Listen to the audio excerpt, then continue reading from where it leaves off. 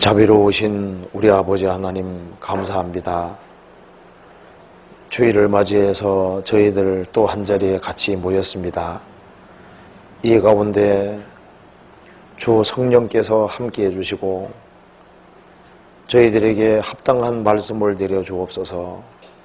저희들은 주님의 도우심이 없이는 이 험악한 세상에서 주님의 영광을 위해 살 수가 없습니다. 주님께서 항상 도와주시고 인도해 주옵소서. 우리 가운데 한 사람도 신앙의 걸음에 실족하는 사람이 없도록 지켜주시고 이 말씀이 우리의 신앙생활에 참으로 도움이 될 수 있도록 역사해 주옵소서. 우리의 마음과 생각을 열어주시고 저희들로 하여금 주의 영광을 볼 수 있도록 도와주시고 주님 영광을 위해서 어떻게 행할 것을 알게 도와주옵소서. 마음속에 있는 모든 의문을 제해 주시고 우리의 발걸음을 진리 가운데로 주님의 뜻 가운데로 인도해 주옵소서. 이 시간 주 성령께서 들어 역사해 주시고 말씀을 사모해서 모인 각 사람 그 마음을 하감해 주시고 이 말씀이 마음속에 주 성령님의 도우심으로 확실하게 심겨줄 수 있도록 그리고 신앙생활에 참으로 활력과 도움이 될 수 있도록 역사해 주옵소서. 주 예수님 이름 받들어 기도하옵나이다. 아멘. 성경 학개에서 1장 찾으시겠습니다. 학개에서 1장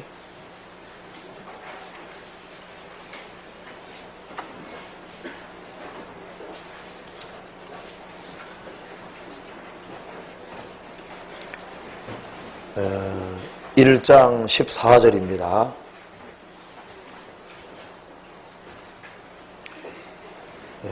1장 14절 1310페이지입니다.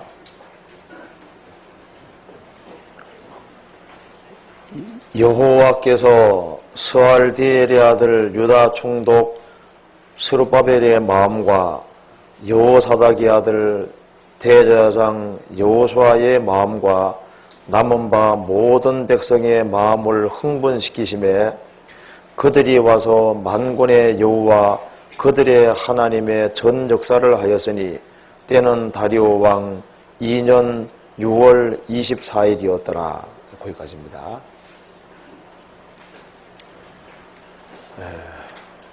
우리가 오늘 시간에 이 학개에서 1장 14절에 말씀한 대로 여호와께서 마음을 흥분시키심에 이 구절이 나와 있습니다. 이걸 한번 같이 생각을 해봅시다. 하나님께서 어떻게 사람 마음을 여기 흥분시킨다는 말은 우리가 보통 말하는 흥분하고 다른 얘기입니다. 영어로는 이게 스톱으로 되어 있는데요. 마음을 격동시키는 거고 격동시키고 분발시키는 걸 가리키는 겁니다. 하고자 하는 그 간절한 열망을 일으키는 것을 말하는 겁니다. 하나님께서 마음을 흥분시키심에 그 말은 마음을 격동시키고 주님 영광을 위해 살 수 있는 그런 마음을 일으켜 주시고 주의 역사에 동참하게 만들어 주시고 역사를 이루는 그것을 가리키는 겁니다. 보통 그렇게 어떤 육신적으로 어떤 흥분되는 거하고는 좀 관계없는 말입니다. 흥분시키심에 그 말은 격동시키심에 그 말이 마음을 격동시키고 마음을 분발시키고 열심을 품고 주를 섬기게 하고 그래서 주의 역사를 이루기 위해 동참하는 그런 마음을 일으켜준 것을 여기에 흥분이라고 말씀했습니다. 그래서 어떻게 하나님께서 마음을 격동시켰는지 그리고 그 격동시키는 결과 어떤 역사가 이루어지는지 그런 것을 한번 말씀으로 한번 정확히 한번 짚어볼 필요가 있겠습니다. 학개에서 내용은 뭔지 다 아시죠? 다 아시죠? 네, 알죠? 다 아시기 때문에 얘기 안 하시는 것 같습니다. 예. 너희들 성전 지을래 안 지을래? 할게요. 성전 짓는 내용으로 되어 있습니다. 이제 학교에서 하면 성전 짓는 내용이다 이렇게 하면 이제 금방 이해가 될 겁니다. 근데 이제 우리 이제 이 말씀을 이해하기 위해서는 좀 배경을 알 필요가 있습니다. 이스라엘은 이 가나안 땅에 살면서 불순종의 길을 걸어갔습니다. 나중에 이 가나안 7민족이 짓는 죄보다 더 큰 죄를 짓게 된 거예요. 그래서 하나님께서 바벨론이란 나라를 들어서 이스라엘 민족을 아주 심판하시고 이스라엘 민족이 바벨론에 어떻게 됐습니까? 70년 동안 포로 생활하게 된 거예요. 포로 생활하는 속에서 이스라엘 민족은 지렁이 같이 그렇게 아주 천하게 돼버린 겁니다. 이국 땅에서 멸시와 천대를 받았습니다. 그래서 이스라엘 백성들은 낮아질 대로 낮아진 겁니다. 그래서 자기들이 고통 속에서 하나님께 간절하게 부르짖었고 하나님께서 그 부르짖음에 응답해서 이스라엘 민족을 해방시켜 준 겁니다. 그래서 이 바벨론 포로에서 해방되어 들어온 사람들이 처음에는 용기 백배해서 예루살렘에 들어왔는데 예루살렘 들어와서 보니까 엄두가 안 나는 거예요. 어디서부터 손댈지 모르겠고 그리고 하나님 역사를 이루는 것은 불가능해 보입니다. 대적도 많습니다. 그래서 주저앉아 있는 거예요. 그래서 하나님께서 이스라엘 백성들을 바벨론 포로에서 해방시켰을 때는 하나님의 역사고 그리고 성전이 세워지고 성벽이 세워지는 게 주님 역사고 그건 반드시 될 일인데 주저하고 있는 겁니다. 그래서 하나님께서 이 마음을 격동시켜서 역사를 이루시게 하신 내용이 나와 있는 겁니다. 오늘 하나씩 한번 생각을 해보도록 합시다. 먼저 이것을 이해하기 위해서는 먼저 이사야 41장부터 한번 봅시다. 이 학개서를 알기 위해서는 몇 군데를 좀 찾아봐야 되겠습니다. 이사야 41장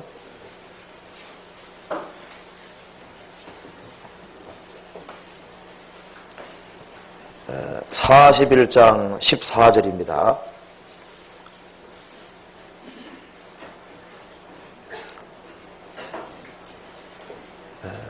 지렁이 같은 너 야곱아 너희 이스라엘 사람들아 두려워 말라. 나 여호와가 말하노니 내가 너를 도울 것이라. 내 구속자는 이스라엘의 거룩한 자니라. 지렁이 같은 너 야곱아. 지금 이것이 이제 바벨론 포로에 잡혀가서 고통하는 이스라엘 민족을 이렇게 표현을 하신 겁니다. 지렁이 같은 너 야곱아. 그 하나님의 위대한 백성이 지렁이 같이 돼버린 거예요. 가장 천한 인생, 가장 초라한 인생이 돼버린 겁니다. 그래서 이 금그릇 같은 이스라엘 백성들이 질 항아리처럼 천히 여김 받았고 이 공주같이 여김 받던 이스라엘 백성들이 조공 드리는 자가 되고 아주 비참한 운명으로 떨어져 버린 거예요. 이스라엘이 바벨론 포로 생활하면서 멸시와 천대를 받고 서름을 많이 받았습니다. 지렁이 같은 너 야곱아 너희 이스라엘 사람들아 아무도 돌봐주는 사람도 없고 그 이국 땅에서 포로 잡혀가서 가장 비참하게 천박하게 생을 살고 있었던 겁니다. 그런데 하나님께서 그렇게 천하게 되고 비참하게 된 이스라엘 백성들을 버린 것이 아니고 고레사왕을 일으켜서 이스라엘 민족을 해방시켜줄 약속하셨고 그 말씀대로 하나님이 이스라엘 민족을 70년 포로에서 해방해 준 겁니다. 이스라엘 백성들은 우리나라도 마찬가지죠. 우리나라도 36년 일제에서 고통하다가 해방되는 날 얼마나 기뻤겠습니까?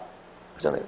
그처럼 이스라엘 민족은 70년 동안 포로 생활에서 해방됐으니까 우리나라 같은 경우는 우리나라 땅에 살면서 압제 아래에 있었잖아요. 그러니까 이스라엘 민족은 그것이 아니라 이국 땅에서 편안하게 산 것이 아니라 지렁이처럼 살면서 정말 비참하게 된 그런 상황에서 70년 만에 해방됐으니까 얼마나 기뻤겠어요. 그게 주님이 아주 큰 역사를 나타내신 겁니다. 그래서 바벨론 포로에서 해방된 사람 중에 정말 하나님께 감격하는 사람들, 그런 사람이 용감하게 예루살렘에 돌아오게 됐던 겁니다. 시편 100 찾아봅시다. 136편 126편 찾아봅시다.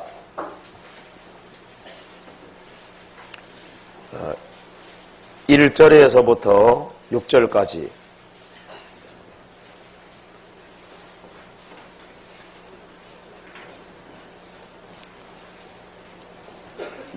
1절부터 6절까지 같이 읽어보시겠습니다. 여호와께서 시온의 포로를 돌리실 때 우리가 꿈꾸는 것 같아도다. 그때 우리 입에는 웃음이 가득하고 우리 혀에는 찬양이 차서도다.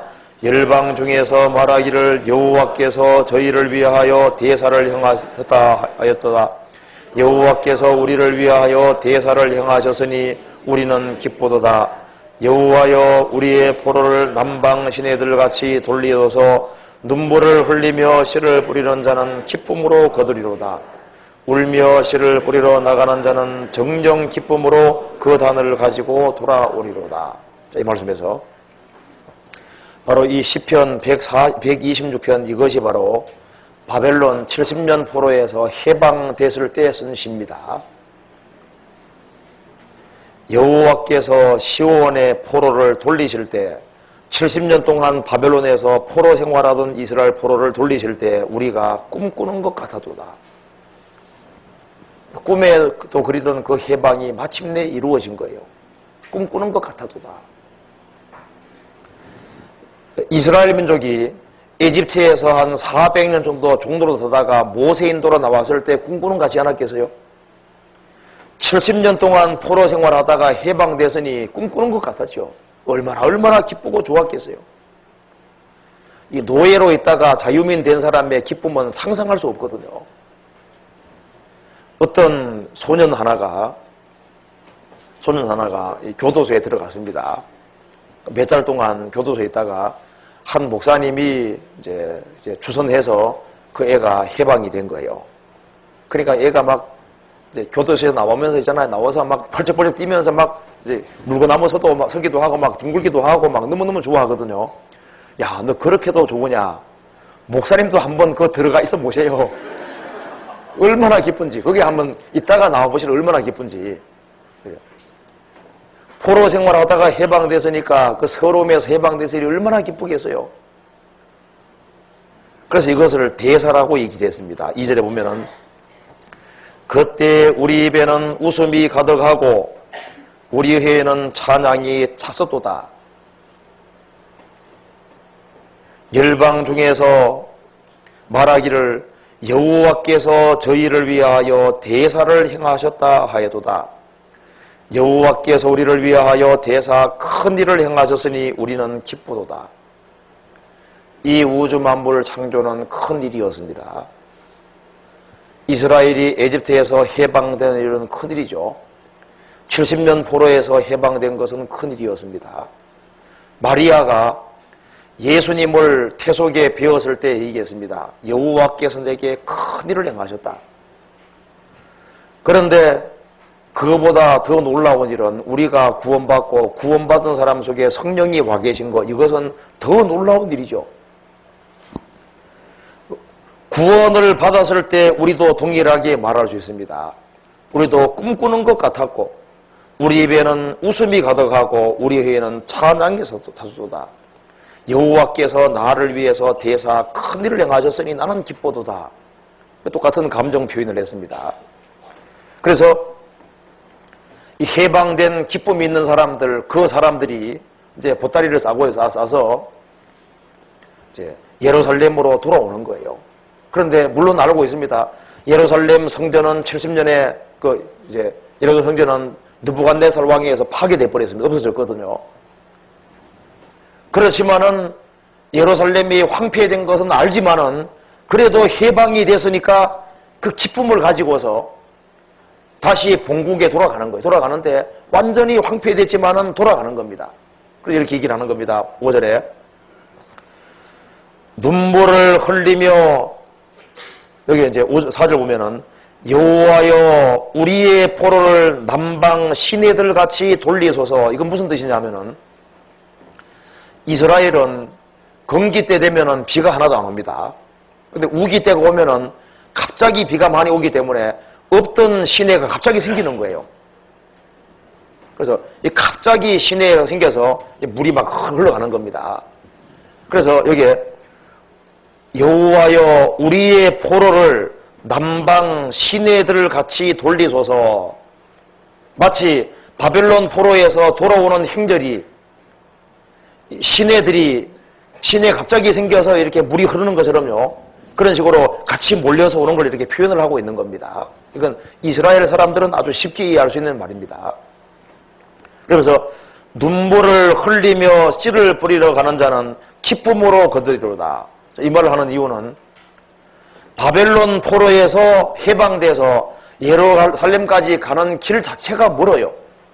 지도 보면 아시겠지만은 거의 한 100일 이상, 빨리 가도 100일 이상 걸리는 길입니다. 그러니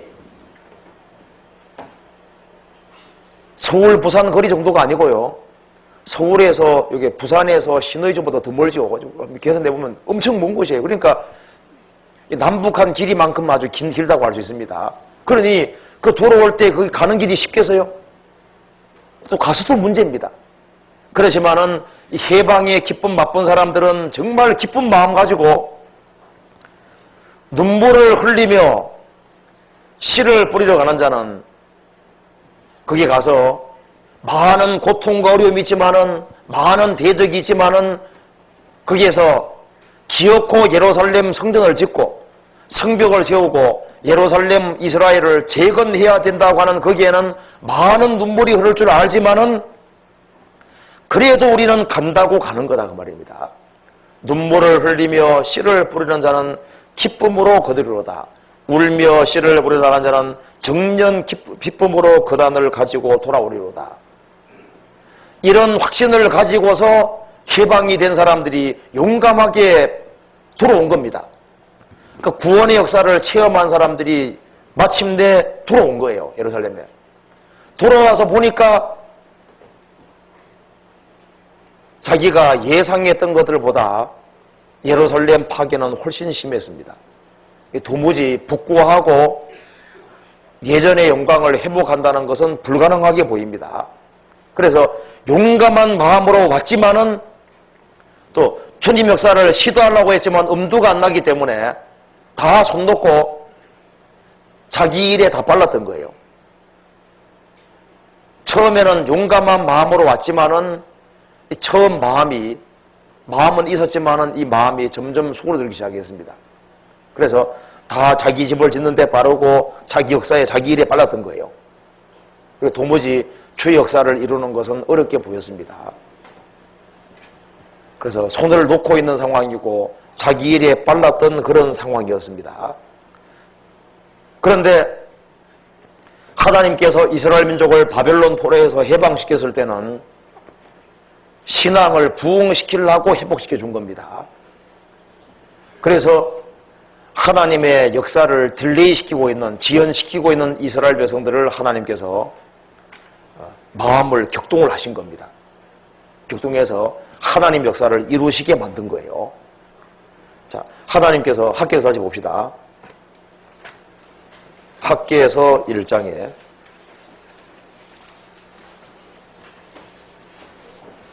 하나님께서 14절에 여호와 하나님이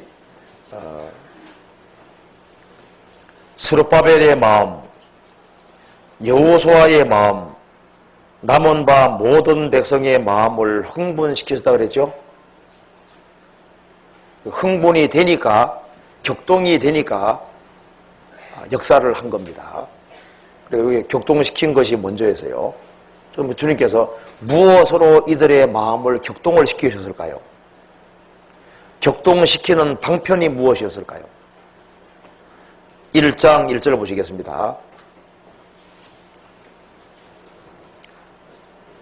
다리오 왕 2년 6월 곧 그 달 초 하루에 여호와의 말씀이 선지자 학개로 말미암아 스알디엘의 아들 유다 총독 스룹바벨과 여호사닥의 아들 대상 여호수아에게 임하니라 가라사대 하나님의 말씀이 임했습니다.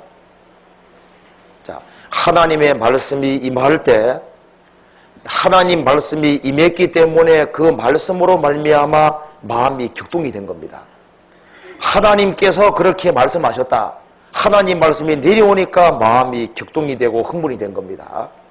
하나님께서 사람의 마음을 흥분시키는데 무엇으로 흥분시키시냐? 하나님께서는 하나님의 말씀으로 사람 마음을 흥분시키는 겁니다. 그래서 말씀이 없이는 흥분이 안 되도록 되어 있는 거예요. 말씀으로 격동이 되도록 되어 있는 겁니다. 시편 138편 보시겠습니다.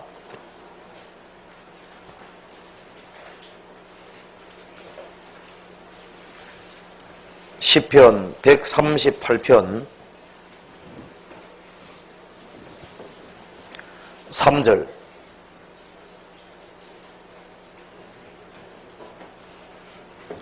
3절. 내가 간구하는 날에 주께서 응답하시고 내 영혼을 장려하여 강하게 하셨나이다. 자, 주께서 내가 간구하는 날에 응답하시고 내 영혼을 장려하여, 장려라는 것은 용기를 주고 힘을 주고 하나님이 격동시키는 걸 알리는 겁니다. 그리고 영혼을 아주 강하게 만드셨어요. 그런데 무엇으로 그렇게 하셨느냐? 2절 끝에 보면은 주께서 주의 말씀을 주의 모든 이름 위에 높게 하셨습니다. 하나님께서 가장 높여놓은 것이 말씀이고 하나님께서 주의 말씀을 통해서 영혼을 장려하고 영혼에 힘을 주고 영혼을 아주 강하게 만드시는 겁니다. 사람 마음이 격동되는데 무엇으로 격동되느냐? 하나님의 말씀으로 격동이 되는 겁니다. 그래서 예레미야 3장 보면은 내 말이 불같지 아니하냐? 반석을 쳐서 부서뜨리는 방망이 같지 아니하냐? 그 말씀대로 이 하나님 말씀이 내려오면은 하나님 말씀으로 듣는 사람은 하나님 말씀이 그 사람 마음을 깨트리는 거예요. 강팍한 마음을 깨트리고, 그리고 이 하나님 말씀은 불과 같기 때문에 이 사람 마음을 격동시키고 더러운 것은 태워버리고 사람 마음을 뜨겁게 하시고 격동시키는 것이 틀림없이 있습니다. 하나님이 사람 마음 격동시킬 때 무엇으로 하느냐? 하나님의 말씀으로 하시고 하나님 말씀으로 받는 사람은 하나님께서 말씀으로 그 마음을 격동시키도록 되어 있는 거예요. 성경 찾아봅시다. 데살로니가 전서 2장 보시겠습니다.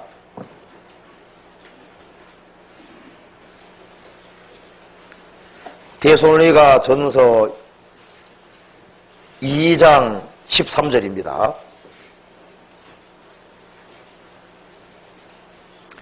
같이 읽어봅시다. 330페이지입니다. 같이 읽어봅시다.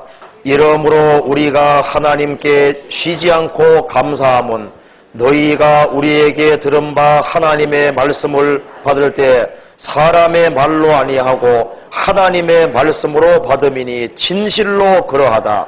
이 말씀이 또한 너희 믿는 자 속에 역사하느니라. 하나님의 말씀을 하나님 말씀으로 받을 때 그 하나님 말씀으로 받는 그 사람에게 이 말씀이 역사하는 거예요. 역사해서 이 마음을 격동시키고 흥분시키고 간절하게 살고자 하는 마음을 불러일으키도록 되는 겁니다. 이 말씀이 다른 박질을 한다는 거 아시죠? 성경 데살로니가 후서 3장 보시겠습니다. 3장 1절 또 다시 읽어봅시다. 정말로 형제들아 너희는 우리를 위하여 기도하기를 주의 말씀이 너희 가운데서와 같이 다름질하여 영광스럽게 되고 됐습니다. 이 데살로니가 성도들에게는 하나님 말씀이 다른 박질해서 그들을 구원시키고 그들을 바꾸고 주의 역사를 하게 한 것처럼 또 우리가 다른 곳에 말씀 전할 때도 그 말씀이 다른 박질해서 영광스럽게 되고 이렇게 기도해 달라고 했습니다. 하나님의 말씀이 들어가는 곳에 하나님 말씀으로 받는 사람들 속에 말씀이 역사에서 다른 박질에서 하나님 말씀을 받아들이는 그 사람에게 역사가 나타나게 되는 거예요. 그래서 하늘에서 비와 눈이 내리면은 땅을 적시고 토지 적시고 어떤 결실을 내지 않습니까? 그처럼 하나님 말씀으로 받을 때 거기에서 어떤 역사가 나타나고 구원이 이루어지고 마음이 격동이 되고 변화되는 그런 일들이 틀림없이 있는 겁니다. 하나님께서는 우주를 창조하실 때 말씀으로 창조했어요. 말씀으로. 능력의 말씀으로 우주를 붙잡고 있습니다. 이 전체는 하나님 말씀에 붙잡혀 있는 거예요. 나사로 살릴 때도 주님 말씀으로 살렸습니다. 귀신도 말씀으로 쫓아내잖아요. 우리 구원받을 때 신비하게도 주님이 다른 능력 사용한 것이 아니라 말씀을 받아들일 때 말씀이 내게 생명 주잖아요. 구원시키잖아요. 구원받고 난 다음에도 마찬가지입니다. 하나님 말씀으로 받는 사람, 그 사람에게는 말씀이 틀림없이 그 사람 역사합니다. 역사에서 그 사람 문제를 풀어주고 그 사람에게 용기를 주고 힘을 주고 주님 영광을 위해 살 수 있는 마음을 불러일으켜 주시는 거예요. 시편 19편 보시겠습니다.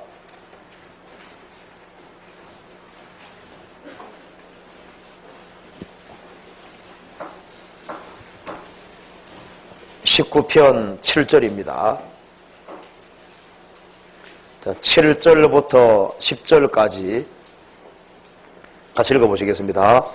여호와의 율법은 완전하여 영혼을 소성케 하고 여호와의 증거는 확실하여 우둔한 자로 지혜롭게 하며 여호와의 교훈은 정직하여 마음을 기쁘게 하고 여호와의 계명은 순결하여 눈을 밝게 하도다. 여호와를 경외하는 도는 정결하여 영원까지 이르고 여호와의 규례는 확실하여 다 의로우니 금곤 많은 정금보다 더 사모할 것이며 꿀과 송이꿀보다 더 달도다. 여호와의 율법, 이 성경은 완전합니다. 완전하기 때문에 성경 앞에 나오는 어떤 영혼이든지 소성시킬 수 있는 거예요. 그 사람이 구원받기를 갈망하면은 이 성경은 완전한 책이기 때문에 그 사람을 어떤 방법으로든지 구원할 수 있는 힘과 능력이 있는 거예요. 그리고 구원을 받은 사람도 참으로 성경 앞에 나오면은 성경은 완전하고 무슨 병이든지 고치는 약이기 때문에 침체에 빠지고 힘이 없는 어떤 사람이든지 소성케 하고 힘을 줄 수 있는 겁니다. 병든 사람이 힘 하나도 없을 때 약을 잘 먹여주면은 소성케 되잖아요. 신약과 구약이 약입니다. 신약, 구약을 먹는 사람은 어떤 병이든지 고치시고 영혼에게 힘을 주도록 되어 있는 거예요. 그 사람 영혼이 격동이 되지 않고 영혼이 흥분되지 아니하고 그 갈망하는 마음이 안 올라온다는 것은 뭡니까? 성경을 간절한 마음으로 안 듣고 있다는 증거가 되는 거예요. 성경을 참으로 가까이 하는 사람, 성경 듣기를 좋아하는 사람, 하나님 말씀을 가까이 하는 사람, 그 사람 영혼은 틀림없이 소성이 되도록 되어 있습니다. 침체에 빠져도 하나님 말씀으로 받으면 그 사람 영혼은 소성되게 되어 있는 거예요. 하나님 말씀은 영혼에게 용기를 줍니다. 힘을 줍니다. 그리고 분발하는 마음을 일으키고 간절한 마음을 불러일으키는 거예요. 그리고 여호와의 증거는 확실하여 우둔한 자로 지혜롭게 하며, 여호와의 증거는 확실한 정답입니다. 그렇기 때문에 우둔한 자로 지혜롭게 하며, 우리가 학교에서 배우는 수학은 루터는 배운 적이 없어요. 칼빈도 배운 적 없고, 지금 아이작 뉴턴이 알은 수학보다가 지금 고등학생들이 훨씬 더 많이 알고 있습니다. 그거 아세요?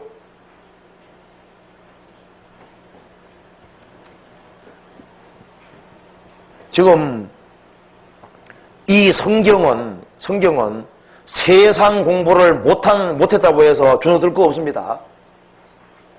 솔로몬이 우리가 지금 현재 배우는 학문 체계를 배운 적 없어요. 그렇지만 그는 세계에서 최고로 지혜로웠거든요. 이 세상에 학문을 많이 배웠다, 그래서만 정말 지혜로우냐? 아닙니다. 성경을 제대로 익힌 사람이 지혜로운 사람인 거예요. 왜? 성경은 정답을 말하는 책이기 때문입니다. 가장 우둔한 사람이라 할지라도 성경을 실제로 많이 외우고 성경을 실제로 많이 깨닫고 있으면 그 사람이 지혜로운 사람인 거예요.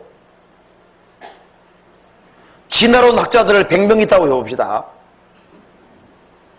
초등학교 1학년 학생이 종교대로다, 콩 심은데 콩나고 팥 심은데 팥난다, 그것을 끝까지 물고 늘어지면 누가 이깁니까? 지나온 학자가 이길 수 있는 게 아니에요. 창조됐다, 그 물고 늘어지면 이기는 거예요. 영혼 없다, 하나님은 있다고 하셨다, 누가 이기는 겁니까? 있다고 하는 사람이 이기는 거예요. 거듭나야 천국 간다, 아이 세례 받으면 됐다, 그리고 열심히 봉사하면 되고 11조 하면 되고 뭐하고 되고 아무리 소리쳐도 되잖아요. 거듭나야만 천국 간다, 주님이 말씀하셨다 하면 그게 최종 답인 거예요. 그러잖아요.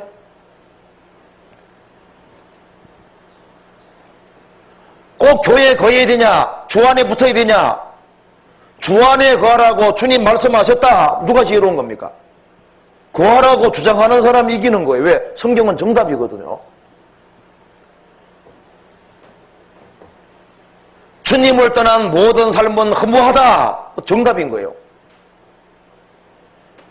전도자 가로되 헛되고 헛되며 헛되고 헛되니 모든 것이 헛되도다.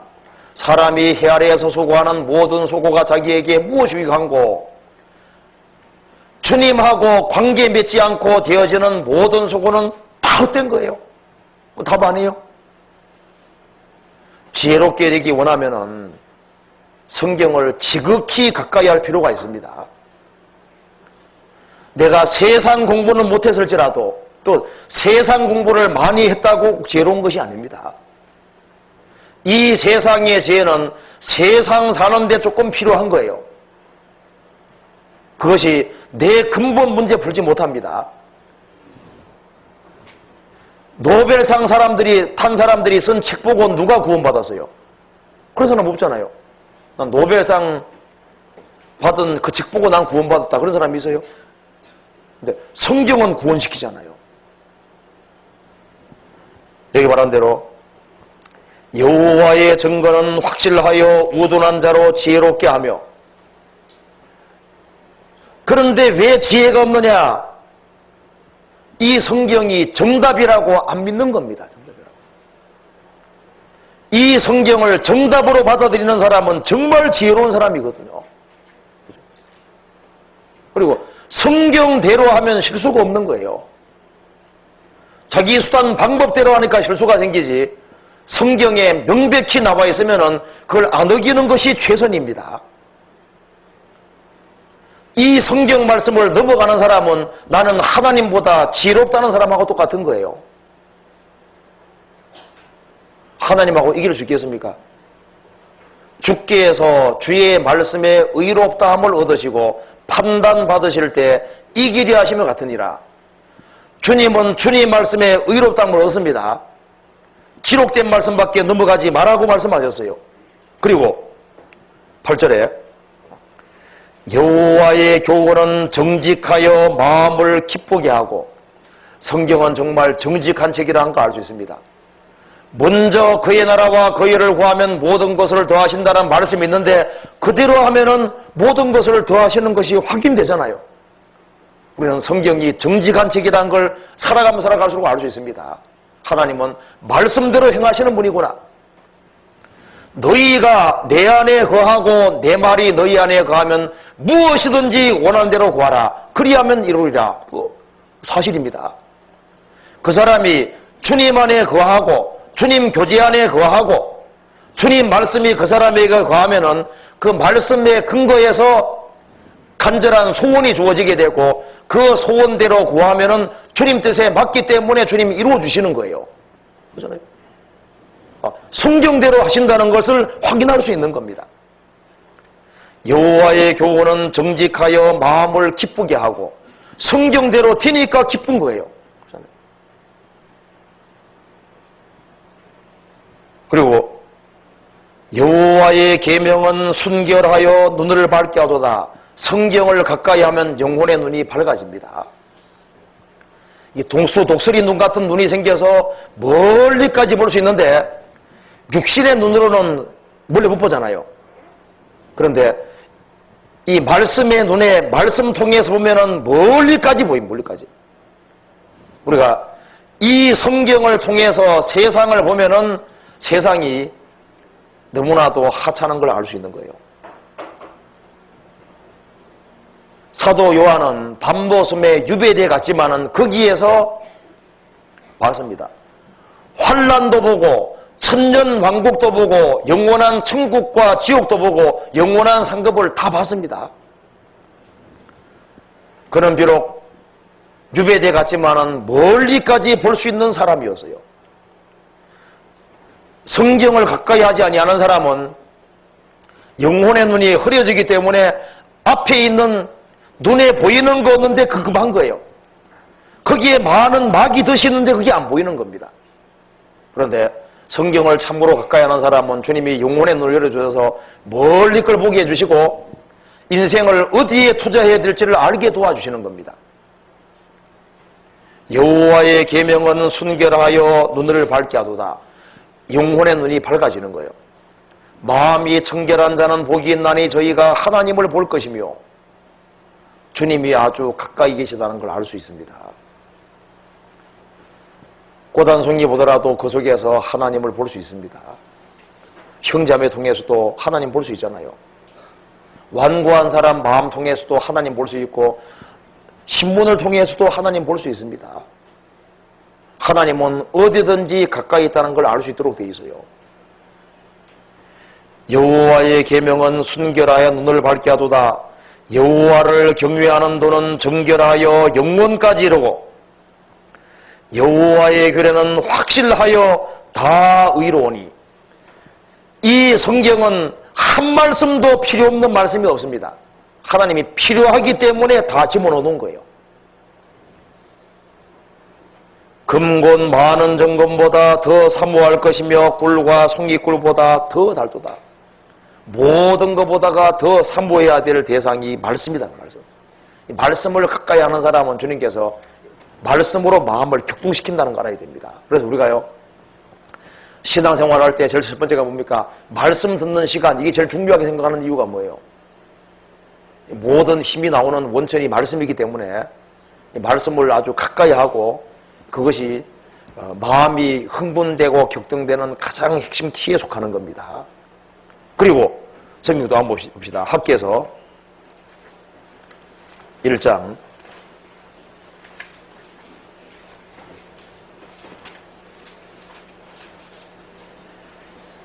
학기에서 1장 12절 봅시다. 12절에 스알디엘의 아들 스룹바벨과 여호사닥의 아들 대상 여호수아와 남은 바 모든 백성이 하나님 여호와의 목소리와 선자 학개의 말을 청종하였으니 이는 그들의 하나님 여호와께서 그를 보내셨음을 남이라. 백성이 다 여호와를 경외하며. 여기서요 하나님 말씀이 내려왔을 때 청종하였으니 그랬죠. 하나님 말씀이 아무리 내려와도 청종하지 않으면 역사가 없습니다. 비가 아무리 쏟아져도 그릇을 다 엎어놓으면 한 방울도 안 들어오잖아요. 하나님께서는 이스라엘 백성들이 하나님 말씀 내려올 때 그 말씀을 열심히 듣고 청종하고 순종하는 마음을 가지니까 주님께서 흥분시키신 거예요. 그죠? 어떤 사람은요 말씀만 듣는데 건성으로 들어요. 그럼 주님께서 흥분 안 시키죠. 하나님 말씀으로 듣고 행할 의지를 가지고 들을 때 말씀이 그 사람 마음을 흥분시키는 겁니다. 그렇잖아요.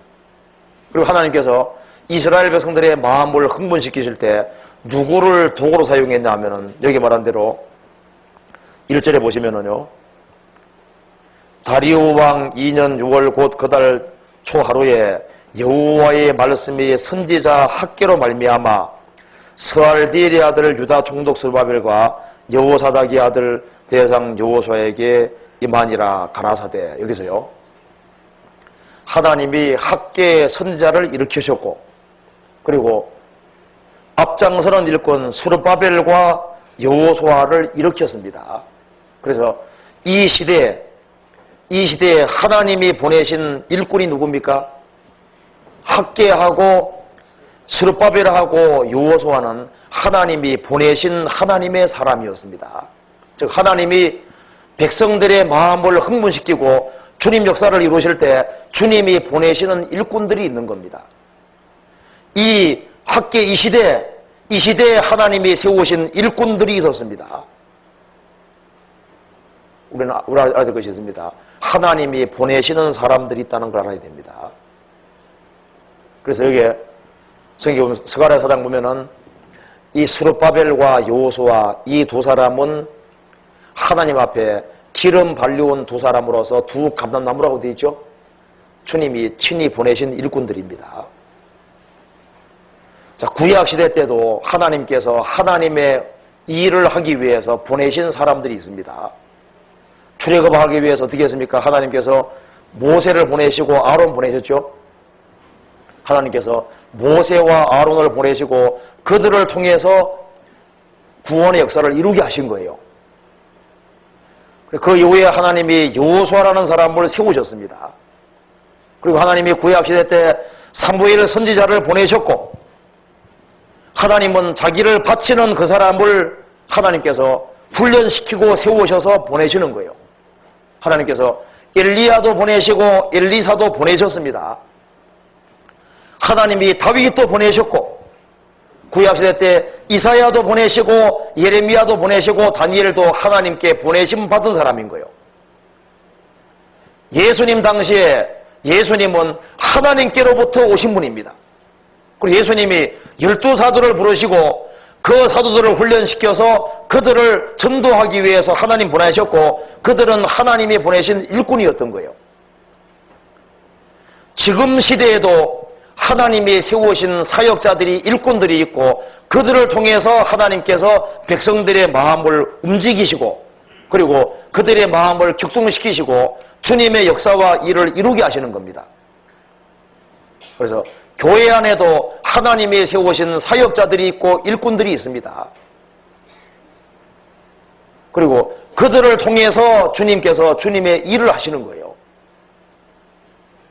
하나님께서 말씀을 통해서 마음을 격동시키고, 또 한 가지는 일꾼을 통해서 이스라엘 백성들의 마음을 일깨우고 격동시켰습니다. 또 한 가지는 하나님의 성령으로 말미암아 그 일을 하신 거예요.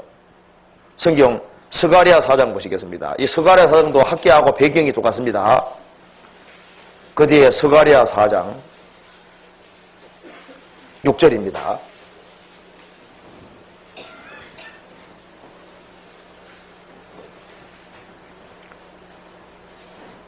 (4장 6절) 그가 1316페이지입니다. 그가 내게 일러 가로되 여호와께서 스룹바벨에게 하신 말씀이 이러하니라. 그 다음 읽어보겠습니다. 만군의 여호와께서 말씀하시되 이는 힘으로 되지 아니하며 능으로 되지 아니하고 오직 나의 신으로 되느니라. 어떤 인간의 기백이라든가 어떤 인간의 능력 가지고 하나님 일은 안 됩니다.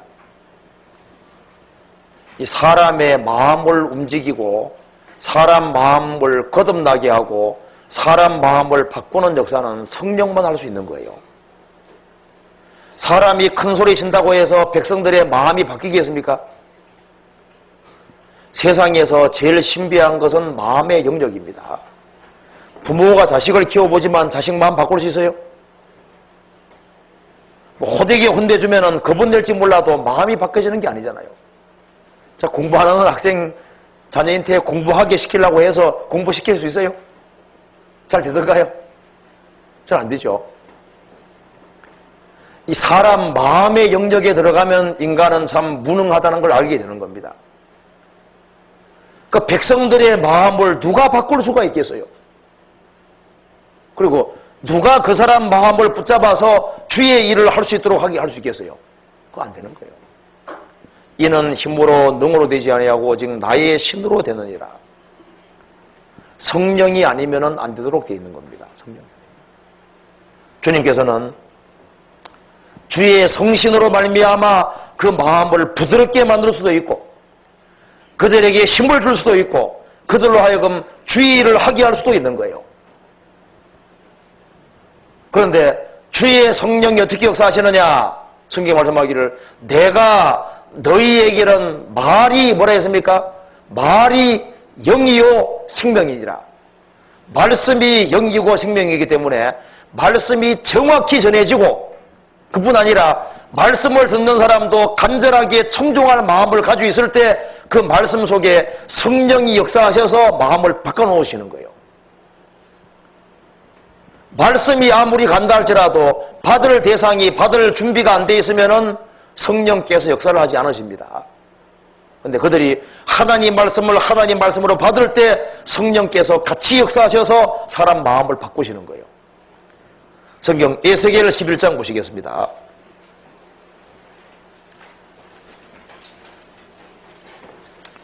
11장 19절입니다.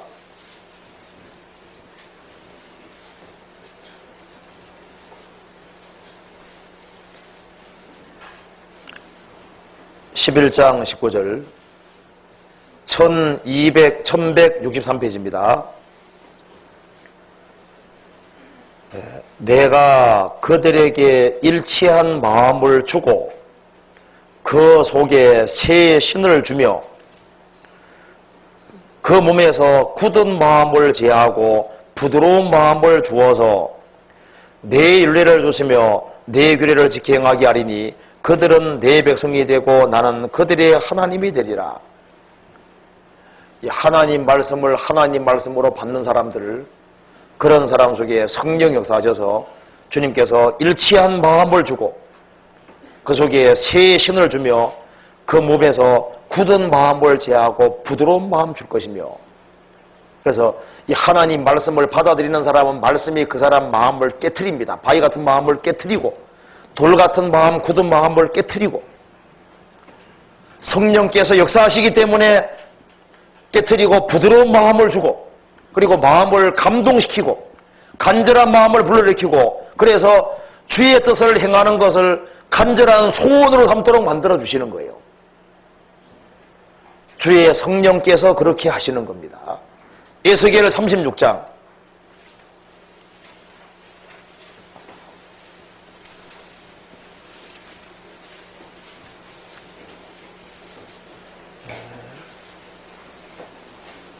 26절 27절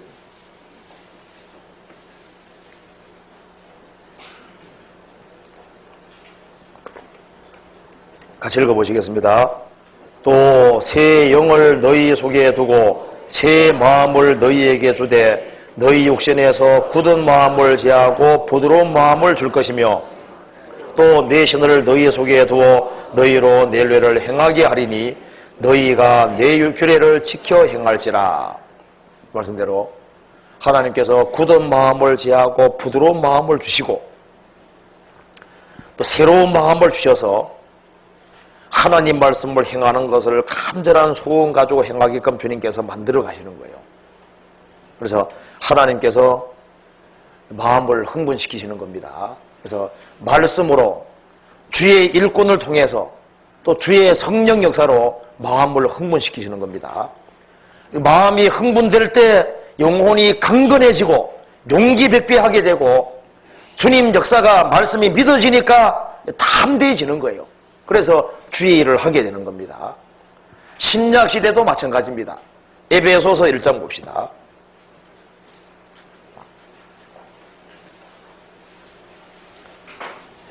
에베소서 1장 13절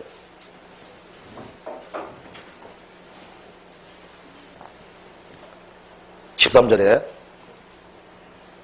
그 안에서 너희도 진리의 말씀 곧 너희 구원의 복음을 듣고 그 안에서 또한 믿어 약속의 성령으로 인치심을 받았으니, 자, 구원의 복음을 듣고 믿을 때 어떻게 됐습니까? 성령이 인쳐지고 성령이 오신 겁니다.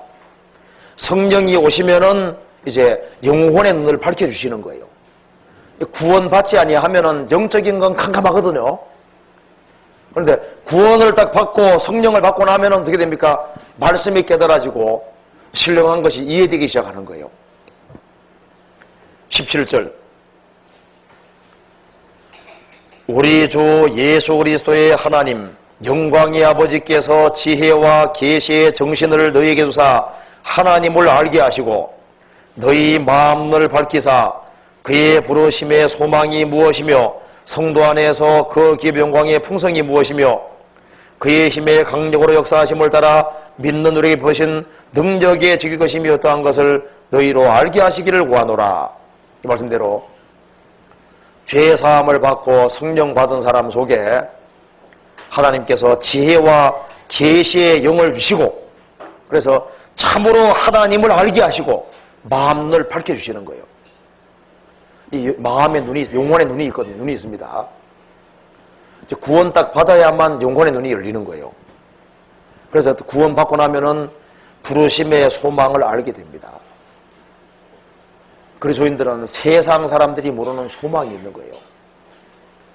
그리고 주님이 장차 줄 기업도 알게 되잖아요.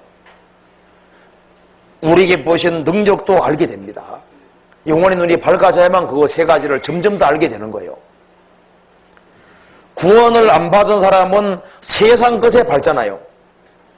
그 사람은 돈 버는 재능이 아주 기가 막히거든요. 그걸로 막 도가 튄 식으로 튄 사람들도 있어요. 눈에 보이는데 밝은 사람들 엄청 있습니다. 그런데 거듭나야만 영혼의 눈이 밝아져서 이 신령한 것을 이해하고 파악하게 되고, 그리고 주님이 주고자 하는 것이 뭔지를 알게 되는 겁니다. 그렇잖아요. 그리고 성령께서 역사하시면은 영혼이 아주 강건하게 되는 거예요. 에베소서 3장 보시겠습니다. 3장 16절 같이 읽읍시다. 그 영광의 풍성을 따라 그의 성령으로 말미암아 너희 속사람을 능력으로 강건하게 하옵시며. 그래서 이 성령께서 역사하시면은 주의 성령으로 말미암아 너희 속사람을, 사람은 속사람이 영혼이 있습니다. 속사람을 능력으로 강건하게 하옵시고, 영혼이 아주 강건하게 되고 영혼이 아주 힘을 받으면은 그 사람 영혼은 무엇이든지 할 수 있죠. 에베소서 6장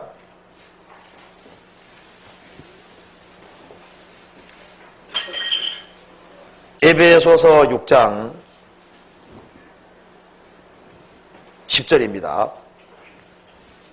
정말로 너희가 주 안에서와 그 힘의 능력으로 강건하여지고, 주 안에서 또 그 힘의 능력으로 강건하여지고, 강건하게 될 때 마귀하고 싸우고, 그래 사람 영혼을 구원하고 역사를 이루게 되는 겁니다.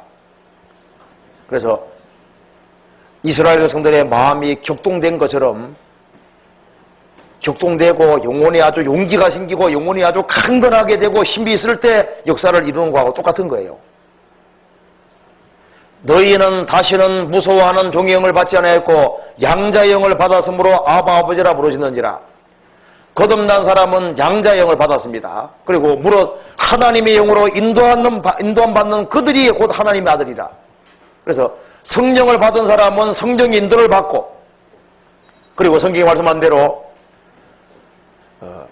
성령도 우리 연약함을 도우시다니, 성령이 우리 연약함을 도우시고, 그래서 성령의 능력으로 사람이 아주 강건하게 되고 충만하게 되는 거예요. 로마서 16장 봅시다. 15장 봅시다. 로마서 15장에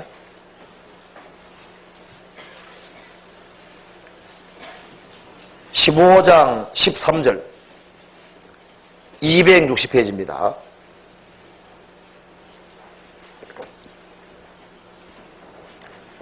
15장 13절 같이 읽어봅시다. 소망의 하나님이 모든 기쁨과 평강을 믿음 안에서 너희에게 충만케 하사 성령의 능력으로 소망이 넘치게 하시기를 원하노라. 성령의 능력으로 소망이 넘치게 하시기를 원하노라. 성령이 역사하시면은 그 사람에게도 능력과 힘이 있는 거예요. 자, 그래서 성령이 그 사람 마음들을 흥분시키실 때 어떤 일이 벌어지는지 봅시다. 학기에서 1장 다시 봅시다. 1장. 하나님의 말씀이 영혼에 내려오고 주님께서 그 사람 마음을 격동시킬 때 어떤 일이 벌어지는지 봅시다. 2절, 1장 2절입니다. 만군의 여호와가 말해 이르노라. 이 백성이 말하기를 여호와의 전을 건축할 시기가 이르지 아니하였다 하느니라. 여호와의 말씀이 선지자 학기에게 임하여 가라사대 이 전이 황무하였거늘 너희가 이때 판벽한 집에 거하는 것이 가하냐. 그러므로 이제 나 만군의 여호와가 말하노라. 너희가 말하노니 너희는 자기 소유를 살펴볼지니라. 너희가 많이 뿌릴지라도 수입이 적으며 먹을지라도 배부르지 못하며 마실지라도 흡족하지 못하며 입어 따뜻하지 못하며 일꾼의 삭슬 받아도 그것을 구멍 뚫어진 전대에 넣음이 되느니라. 나 만군의 여호와가 말하노라. 너희는 자기 소유를 살펴볼지니라. 그래서 성령께서 마음속을 두드려 역사하실 때 자기 반성이 생기게 되는 거예요. 자기 반성. 너희는 자기 소위를 살펴볼지니라. 사람이 어느 날 성령께서 그 사람 마음속에 역사하기 시작하면은 자기 반성이 일어나고 자기를 볼 수 있게 되는 거예요. 자기 상태를 깨닫게 되는 겁니다. 자기의 어떤 정갈한 모습을 보게 되는 거예요. 아하, 내가 이게 문제가 많구나. 하나님의 말씀은 살았고 운동력이 있어 좌우에 날선 어떤 금보다도 예리하여 영과 혼과 및 관절호수를 찔러주기까지 하며 마음의 생각과 뜻을 감찰하시나니. 그 말씀대로 하나님 말씀은 살아있는 말씀이기 때문에 하나님 말씀을 참으로 하나님 말씀으로 받을 때 하나님 말씀이 혼과 영과 관절골수를 찔러주고 마음속에 있는 걸 싹 드러내기 때문에 자기 숨은 허물이 드러나고 자기 정갈한 모습을 보게 되고 자기가 하나님 앞에 문제점이 뭔지를 깨닫게 되는 거예요. 자기 허물을 능히 깨달을 자 누구리요? 나를 숨은 허물에서 벗어나게 하소서. 자기가 미처 알지 못하는 허물이 있는데 그걸 모르는 겁니다. 모르는데 성령께서 역사하시고 성령께서 마음속에 강하게 역사하실 때 자기 반성이 생깁니다. 아, 내 문제가 뭐구나. 문제점을 깨닫게 되는 거예요. 그러잖아요. 너희는 자기 소유를 살펴볼지니라. 너희들이 지금 하나님 앞에 지금 합당하게 하고 있는 거냐 안 하고 있는 거냐 그걸 제대로 보라 그 말입니다. 그래서 자기 반성이 생기고 아, 너희들이 자기 집에 빨랐다. 자기 집에. 여기 보시면은 8절에 나와 9절에 봅시다. 너희가 많은 것을 바랐으나 도리어 적었고 너희가 그것을 집으로 가져가서나 내가 불어버렸느니라. 나 만군의 여호와가 말하노라. 이것이 무슨 용거뇨? 내 집은 황무하여서되 너희는 각각 자기 집에 빨랐음이니라. 그러니까 아, 내가 이기적으로 살았구나. 바벨론 포로에서 해방될 때 그 초심을 잃어버린 거예요. 바벨론 포로에서 해방시켜주신 주님, 구원 역사를 이루신 주님, 눈물을 흘리며 씨를 뿌리겠다고 작정하고 왔는데 돌아오고 와서는 이기적으로 개인적으로 돼 있으니까 아, 이게 잘못이었구나. 자기 어떤 이기적인 마음, 개인주의, 그리고 자기 수단 방법에 의지하는 그런 것을 깨닫게 되고 자기 위치가 잘못된 것도 깨닫게 되는 거예요. 성령께서 역사하시면은 자기 잘못이 무엇인지를 참으로 깨닫게 되는 겁니다. 이 하나님 백성이 하나님의 성전 짓는 일터에 있어야 되는데 다 자기 집 바르고 자기 수단 방법대로 살 궁리만 하고 있으니 이기적이고 개인적인 것이 틀린 것을 백성들이 깨닫게 된 겁니다. 그래서 성령께서 역사하시면은 자기 허물을 깨닫게 되고 그리고 자기 위치에 대한 반성이 생기게 되는 거예요. 뭐든지 자기 위치에서야 아름다운 겁니다. 그죠? 이 해와 달과 별들은 하늘에 있는 것이 그 자기 위치인 거예요. 물고기는 물에 사는 게 자기 위치입니다. 그러잖아요. 새는 하늘을 날아다니는 게 정상이고 야생동물은 들판에 있는 게 정상이고 가축은 집에 있는 게 정상이잖아요. 성도도 마땅히 있어야 될 위치가 있는데 이스라엘 백성들은 지금 중대한 일을 앞두고 하나님의 전이 황무해 있고 주의 역사를 이루어야 되면은 당연히 주의 역사에 동참을 하고 그렇게 하는 것이 마땅한 위치인데 자기 수단 방법대로 살고 있는 그걸 성령께서 책망을 해주신 겁니다. 그렇잖아요. 우리가 자기 서 있을 곳에 서 있는다는 것은 아주 중요한 겁니다. 그래서 성령으로 말미암아 정확히 깨우침 받은 사람은 자기 위치를 포지션을 정확히 아는 거예요. 누가복음 12장 찾아봅시다. 누가복음 12장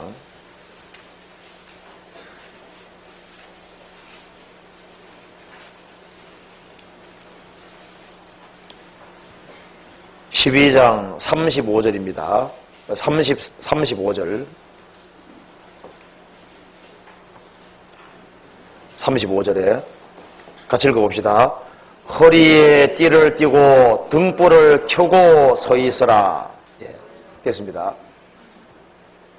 허리에 띠를 띠고 등불을 켜고 서 있으라. 이것이 성도의 자세입니다. 자세. 허리에 띠를 띠고, 허리에 띠를 띠는 게 뭘까요? 허리가 뭡니까? 성경에 마음의 허리를 둥이고, 허리에 띠 띠는 것은 마음을 독려매는 걸 가리키는 겁니다. 마음에 비정한 각오를 갖는 걸 가리키는 거예요. 구원을 받아서도 마음이 흐트러지는 거 느끼시죠? 조금만 내버려도 마음이 방종으로 흘러버려요. 방종케 하는 자기 마음과 그 말씀대로입니다. 허리에 띠를 띠고, 그 말씀은 마음의 허리를 동여매고 그리고 허리에서 힘이 나오는 거예요. 제가 중국 갔을 때 중국의 고대 형법 가운데 허리를 자르는 형벌이 있더라고요. 중국에 짝두가 있잖아요. 포청천인가 그거 보면 짝두 대령하라가 나오죠.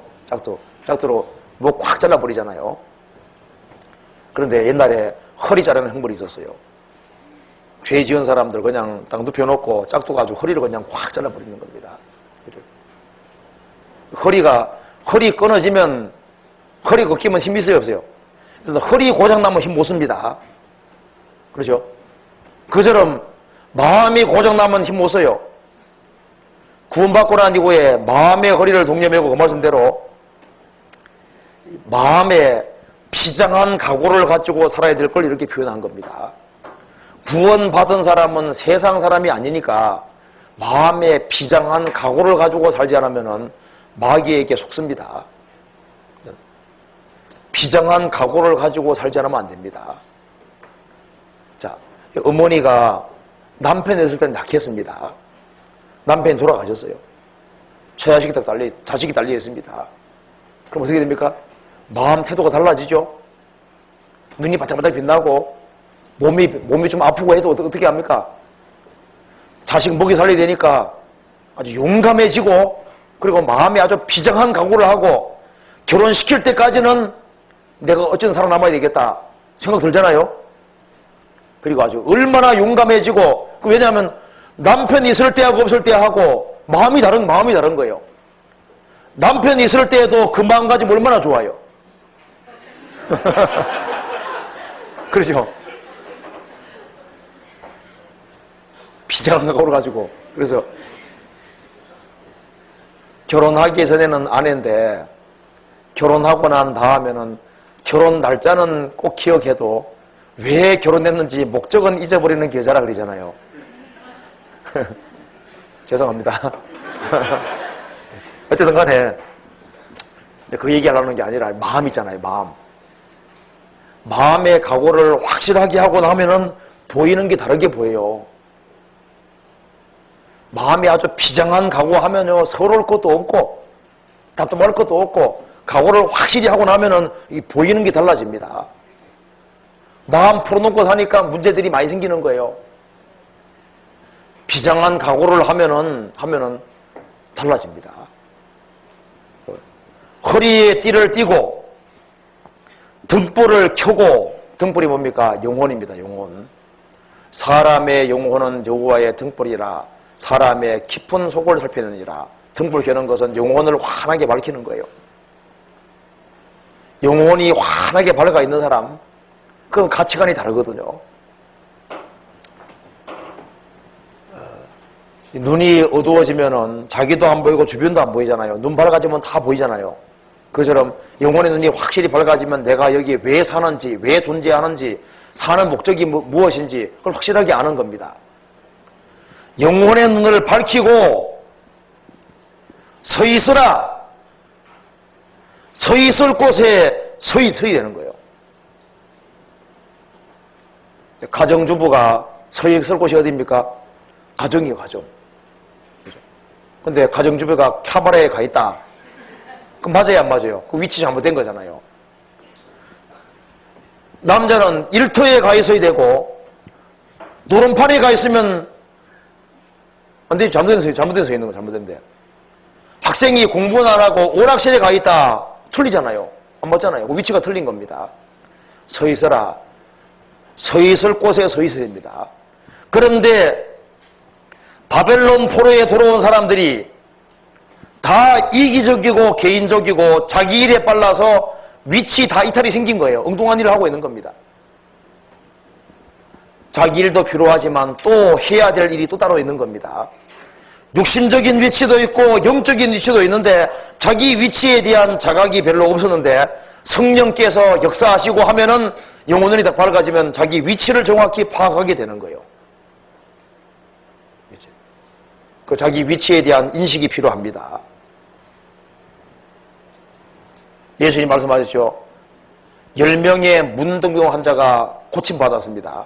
그런데 주님께 살해한 사람은 한 명밖에 없었습니다. 이방인. 예수님 말씀하셨습니다. 그 나머지 9은 어디 갔느냐?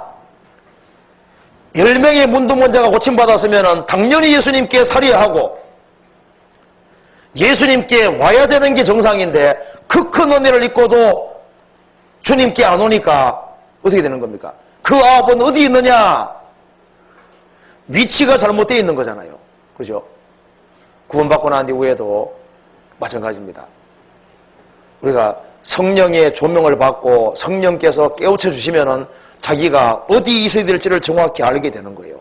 그래서 자기가 있어야 될 곳에 있는다는 것은 아주 중요한 거라고 할 수 있는 겁니다. 성경 시편 134편 찾아봅시다.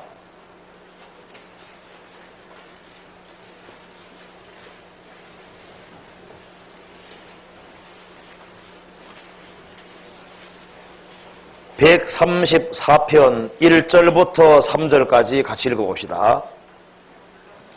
같이 읽겠습니다.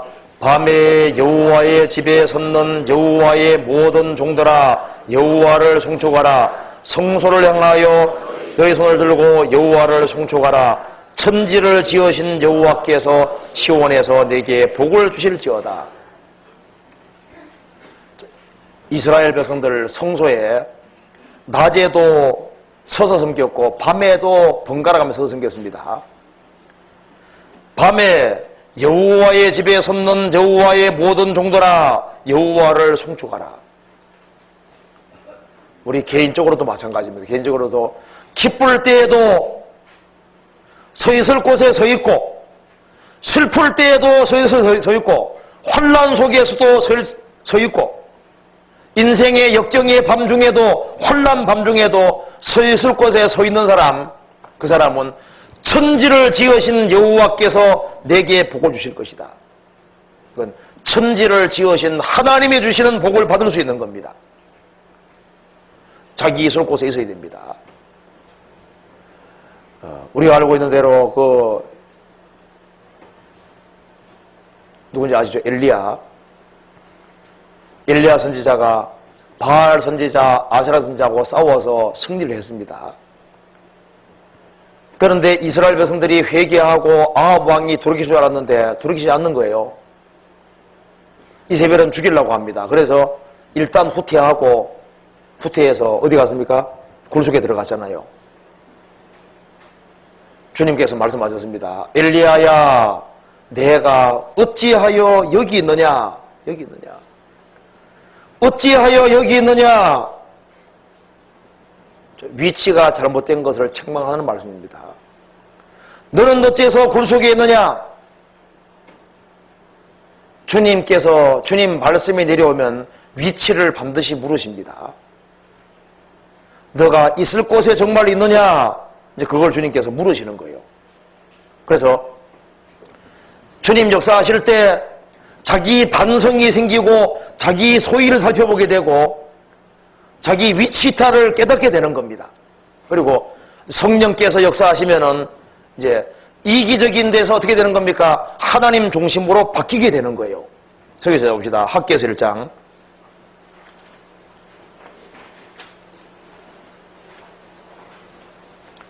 학개서 1장 8절에 보시겠습니다. 8절 같이 읽어봅시다. 너희는 산에 올라가서 나무를 가져다가 전을 건축하라. 그리하면 내가 그로 인하여 기뻐하고 또 영광을 얻으리라. 나 여호와가 말하였느니라. 자기 집에 빠른 사람들, 자기 중심이었다가 하나님의 책망과 공고를 받고 자기 집에서 하나님의 전 중심으로 바뀌었죠. 그죠? 자기 중심에서 하나님 중심으로 바뀌었습니다. 주의 성령이 역사하면은, 이 악신이 역사하고 마귀 역사하면 어떻게 됩니까? 마귀 중심으로, 개인 중심으로 바뀝니다. 그런데 성령께서 역사하시면은 하나님 중심으로 바뀌게 되어 있는 거예요. 그래서 세상의 영은 세상 위에 살아라고 말하는 겁니다. 하나님의 성령은 하나님을 위해 살아라고 말씀하시는 거예요. 너의 인생을 하나님께 두고 하나님 우선주의로 살아라고 말씀하시는 겁니다. 그 사람이 어떤 단체를 가까이 하면 가까이 할수록 이기적이고 개인적이고 하나님 일에 무관심하게 되면 그것이 뭡니까? 그것이 거짓된 모임이 되는 거예요. 어떤 모임에 연결되면은 하나님 중심이 되고 오로지 하나님 일을 걱정하고 주의 역사를 이루어 주고 되면 어떻게 되는 겁니까? 그게 주님 역사하시는 거잖아요. 열매를 모아서 그들을 아는 겁니다. 원래 사람은 구원받을 때 처음부터 주님을 주인으로 받아들인 겁니다. 구원받은 사람은 주님이 주인이잖아요. 주인. 주님은 아버지고 나는 아들이고 주님은 신랑이고 나는 신부고 주님은 주인이고 나는 종으로 부르심 받은 겁니다. 우리 중에 아무도 자기를 위해 사는 자도 없고 죽는 자도 없습니다. 우리는 살아도 주를 위해 살고 죽어도 주를 위해 죽는 거예요. 그래서 구원을 받은 사람들, 그 사람들은 당연히 자기는 하나님 중심이 되어야 된다는 걸 알고 먼저 그의 나라와 그 일을 구해야 한다는 것을 알고 있는 겁니다. 그죠? 그리고 하나님께서는 최악의 상황에서도 항상 먼저를 요구하십니다. 여기 보면은 참 염치 없는 사람 같이 보이는 사람 하나 있는데 한번 찾아봅시다. 열왕기상 17장 봐봐요. 참 이거 보면은 해도 너무하다는 생각이 얼른 들 수 있습니다. 열왕기상 17장 봐봐요.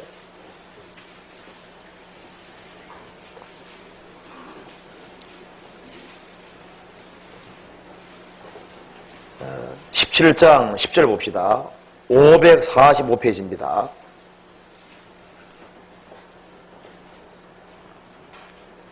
17장 10절에 저가 일어나 사르밧으로 가서 성문에 이를 때 한 과부가 그곳에서 나무가지를 줍는지라.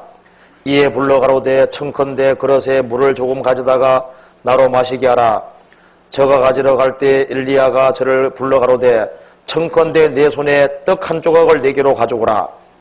저가 가로되 당신의 하나님 여호와의 사심을 가리켜 맹세하노니 나는 떡이 없고 다만 통에 가루 한 움큼과 병에 기름 조금뿐이라. 내가 나무가지를 주워다가 나와 내 아들을 위하여 음식을 만들어 먹고 그 외에는 죽으리라. 엘리야가 저에게 이르되, 엘리야 말하는 거 보세요. 두려워 말고 가서 내 말대로 하려니와 먼저 그것으로 나를 위하여 작은 떡 하나를 만들어 내게로 가져오고 그 후에 너와 내 아들을 위하여 만들라. 요까지 읽으면 어떻게 되는 겁니까? 요까지만 읽으면은요 이런 얌체가 없죠. 남의 것을 뺏어 먹어도 유분수지. 지금 병에 기름 조금 있고 통에 가루가 조금 있는데 그거 이제 마지막으로 먹고 죽을 판인데 그거 뺏어 먹는 거 봐요. 세상에 이런 사람이 있냐 그 말입니다. 그렇게 생각할 수 있잖아요. 그런데 이제 그 뒤가 중요합니다. 그 뒤가 14절에 이스라엘 하나님 여호와의 말씀이 나 여호와가 비를 지면에 내리는 날까지 그 통의 가루는 다하지 아니하고 그 병의 기름은 없어지지 아니리라 하셨느니라. 얼마나 아주 빅뉴스예요. 이게 막 좋은 약속이죠. 하나님이 말씀하시기를 작은 떡 하나를 만들어서 먼저 내게 바치면은 그 믿음입니다. 믿음. 그렇게 하면은 통의 가루는 가루가 계속 나올 것이고 기름병에서 기름이 계속 나올 거다. 보통 사람 같으면 어떻게 될까요? 이런 얌체가 있나 내 거 뺏어 먹으려 하지. 나는 안 믿어. 안 속고 자기가 홀딱 먹었다 해봅시다. 먹으면 어떻게 되는 겁니까? 그리고 안 되면 죽는 거예요. 그렇죠? 그런데 이 여자는 믿음이 있었습니다. 15절에 저가 가서 엘리야의 말대로 하였더니 저와 엘리야와 식구가 여러 날 먹었으나 여호와께서 엘리야로 하신 말씀같이 통의 가루가 다하지 아니하고 병의 기름이 없어지지 아니하니라. 이걸 보면은 약속이라는 것이 주어져 있는 겁니다. 먼저 하나님께 드릴 걸 드리면은 그 뒤는 내가 책임지겠다는 뭐가 있습니까? 엄청난 약속이 주어져 있는 거예요. 얼마나 좋은 약속이에요. 우리가 주의 역사를 이루자, 주의 일을 하자, 그리고 우리가 11조 생활도 먼저 하고 뭐 하자. 그게 그것이 하나님 약속이 없다면 부담이거든요. 약속이 확실하면은 믿음 있는 사람은 횡재만 넘게 되는 거잖아요. 그 믿음 차이입니다. 이런 얘기 들어보셨어요? 한 과부가 자녀들을 이렇게 여러 명 거느리고 사는데 이제 먹을 것이 다 떨어지고 이제 마지막으로 청어 한 마리가 딱 남은 겁니다. 이제 마지막으로 그거 먹고 죽을 판인 거예요. 하도 가난해서. 그런데 자식들을 이제 모아놓고 그걸 먹으려고 하는 판인데 띵동 문 두드리는 거예요. 미국에 있었던 일입니다. 그래서 누구냐고 하니까 한 젊은 사람, 험한 옷을 입은 사람이 들어와서 저는 24시간 동안 아무것도 못 먹었습니다. 먹을 게 있으면 좀 주시고 그리고 잠도 좀 재워주시오 하는 겁니다. 그래서 들어왔을 때 자기 자식에게 줘야 되지만은 그것을 남루한 그 젊은 사람에게 먹으라고 줬습니다. 그래서 보니까 식탁이 너무 초라한 거예요. 이거 자식들이 줘야 되는 거 아니냐 하니까 그렇지만은 내게 온 손님인데 내가 줘야죠. 나도 당신 비슷한 나이 또래 사람 있는데 집을 나갔다는 거예요. 자식이 집을 나갔는데 내가 만일 당신을 박대하면은 위에서 하나님 보고 계신데 당신 같은 내 아들이 저 다른 곳에 메고 다니면서 배고파가지고 남의 집 문을 두드릴 때 내가 박대하면 하나님이 내 자식에도 그렇게 하지 않겠습니까? 그래서 나도 당신 같은 그런 집 나간 자식이기 때문에 내가 그렇게 하는 거니까 아무 염려하지 말고 드시라고 이제 그렇게 말하니까 그 남자가 말합니다. 나는 다니면서 이렇게 나 같은 사람을 환대해주고 접대해주는 사람을 만나본 적이 없습니다. 너무나 또 고맙습니다 하면서 탁 끌어안는 거예요. 어머니 하는 거예요. 알고 보니까 자식인 거예요. 자식이 돈 엄청나게 벌어가지고 원래 그러면 안 됩니다. 어머니 놀래주면 안 되죠. 돈 잔뜩 벌어가지고 후강시켜주려고 하잖아요. 잔뜩 벌어왔는데 어떻게 하는 게 몰라고 옷도 일부러 아주 초라하게 해가지고 들어온 거예요. 자기 어머니가 자기를 진심으로 사랑한다는 걸 확실히 알고 난 다음에 물론 그 어머니는 이제 평생을 아주 편하게 사시죠. 만일 그때 내쫓으면 어떻게 됐을까요? 집 나간 자식인데 문전박대하면 어떻게 됐을까요? 그 생각이 낫잖아요. 자기가 가장 어려울 때 하나님 말씀을 떠올리고 선을 행했을 때 하나님께서 그것을 분명히 좋은 거로 갚아주십니다. 하나님께서는 이런 사르밧 과부 같은 최악의 상황에서도 먼저를 요구하셨는데 그 이유는 내가 도와줄 거니까. 우리가 하나님 영광을 위해 산다면 절대 손해보는 것이 아니라는 걸 알아야 됩니다. 그래서 주의 성령 역사하실 때 하나님 중심으로 바뀌었어요. 그리고 이제 바벨론 포로 들어온 이스라엘 사람들 마음이 어떻게 됐습니까? 똘똘 뭉쳐서 개인주의, 이기주의에서 어떻게 됐습니까? 하나가 딱 된 겁니다. 하나가 될 때 역사가 나타나는 거예요. 자기 집에 빠른 이스라엘 사람들이 학계, 스룹바벨, 여호수아 중심으로 어떻게 됐습니까? 하나가 딱 된 겁니다. 하나가 될 때 역사가 이루어지는 거예요. 창세기 1장 한번 찾아봅시다.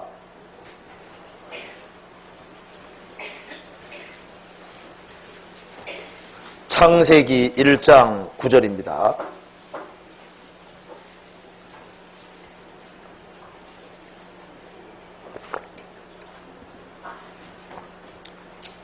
구절에 하나님이 가라사대 천하의 물이 한 곳으로 모이고 묻이 드러나라 하심에 그대로 되니라. 하나님이 묻을 땅이라 칭하시고 모인 물을 바다라 칭하시니라. 하나님의 보시기에 좋았더라. 하나님이 가라사대 땅은 풀과 씨 맺는 채소와 각기 종류대로 씨 가진 열매는 과목을 내라 하심에 그대로 되어 땅이 풀과 각기 종류대로 씨 맺는 채소와 각기 종류대로 씨 가진 열매는 나무를 내니 하나님의 보시기에 좋았더라. 이게 셋째 날 역사 속에 좋았다란 말이 두 번 나와 있죠. 물속에 들어가 있는 지구를 하나님 끄집어내셨습니다. 끄집어내서 바다는 바다끼리 하나, 육지는 육지끼리 하나가 되는 걸 보셨을 때 주님께서 좋았다라고 하셨습니다. 그리고 이 씨와 열매 맺는 과목들이 열매를 낼 때 주님이 좋았다고 하셨죠. 여기 보면은 바다는 세상의 그림자입니다. 열국에서 이스라엘이 구별을 뗄 때 주님께서 보시고 좋았다고 했습니다. 이 세상에서 그리스도인들이 빠져나와서 바다는 바다, 육지 하나 되는 것처럼 구원받은 사람끼리 하나가 될 때 주님이 그걸 보시고 좋았더라고 하시는 거예요. 은평지역에 구원받은 사람들이 세상에 구별되어서 주님 몸된 교회에 이루고 구원받은 사람들이 주의 역사를 위해서 똘똘 뭉치고 하나가 되면 어떻게 됩니까? 주님 그걸 보시고 좋았더라 하시는 겁니다. 그리고 바다의 육지가 구별되니까 주님께서 씨를 주시 열매 주셨죠? 이 육지가 바다 속에 들어가 있으면 열매 못 맺습니다. 그리스도인들이 개인주의, 이기주의가 되고 세상에 빠져 살면 역사가 없어요. 근데 세상에서 구별돼서 그리스도인들끼리 하나가 되고 주의 역사를 위해 하나로 뭉치면 주님께서 말씀을 주시고 씨를 주시고 많은 결실이 있게 만들어 가시는 겁니다. 그렇잖아요. 그래서 구별되고 하나가 되면 역사가 이루어지는 겁니다. 그리고 그것이 기록이 되는 거예요. 자, 성경에 보면은 사사기 5장에 나와 있는 거 아시죠? 사사기 5장에 이 가나안 사람하고 이스라엘 사람들이 싸울 때 바락하고 드보라 중심으로 전쟁할 때 이스라엘 지파 중에 동참한 사람도 있고 그렇지 않은 사람도 있었습니다. 어떤 사람들은 목숨 걸고 싸운 사람이 있는가 하면은 팔짱 끼고 있는 사람도 있고 뒷짐지고 있는 사람도 있고 살피는 사람도 있고 여러 부류의 사람이 있었는데 그걸 성경에서 상세히 기록해 놓고 있습니다. 전쟁에 승리했는데 동참 안 한 사람은 동참 안 한 사람이 손해보는 거예요. 그렇지 않습니까?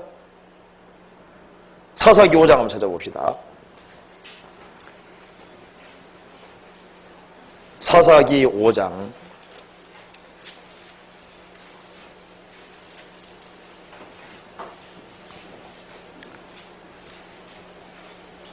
5장 2절입니다.